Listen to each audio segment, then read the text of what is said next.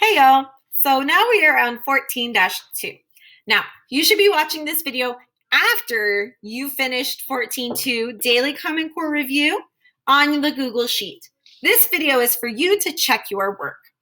So, if you haven't done this yet on your Google Sheet, please press pause on the video and then go back, do this whole worksheet, and then come back and watch the video. That way you can check your work to make sure that you understand, just like we do in class.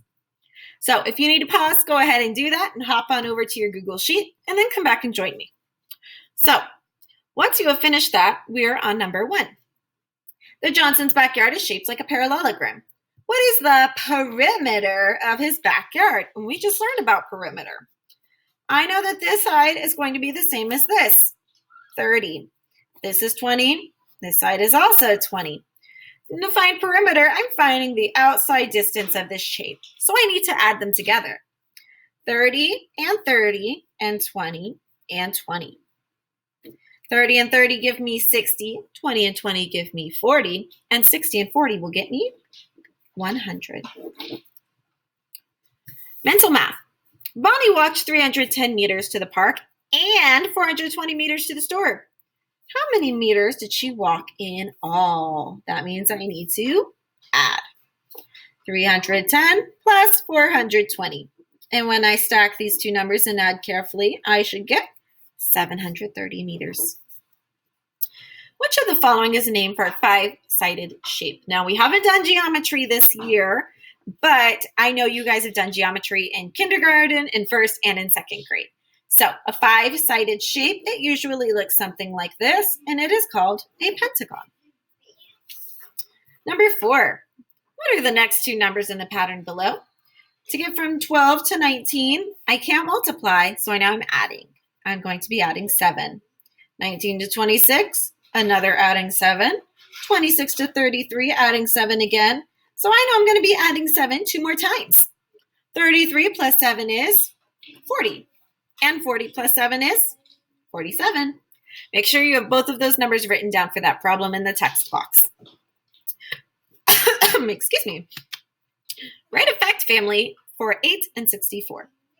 I know that 8 times 8 is 64. And since it's a square number, meaning it makes a perfect square when it's an array, I can't just flip it and do 8 times 8 again.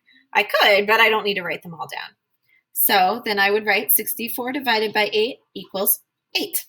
Square numbers like 64 that make a perfect square when it's an array only have two facts in their fact family because they have one multiplication and one division. All right, use the information below to solve 6 and 7. Marcy makes $24 a week landscaping yards. How much does she make in 3 weeks? So if she makes $24 in 1 week, I need to multiply that times 3. And I'm going to break apart this number. 4 times 3 is 12. Plus 20 times 3 is 60. And 12 plus 60 is 72. $72. How many weeks would it take for Marcy to make $48? So I need 48, and I'm dividing it into the $24 she makes every week. I don't know my 24's facts. I don't think any of us really do, unless you're breaking apart. But when I look at 24 and I look at 48, I notice that 4 is double of 2, and 8 is double of 4.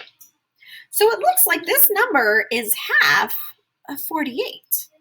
Which means if I have 48 and I have to divide it into $24 each week, it's going to take her 2 weeks. Number 8, I had you cross this out because we're not going to draw polygons on the computer. That sounds like a lot of work that I don't know how to do. So we're just going to skip it. All right, I hope this helped you double check your work for your daily Common Core review. If you are still struggling with this, please watch the video again and make sure that you completely understand this before you move on to your next assignment. See you next time.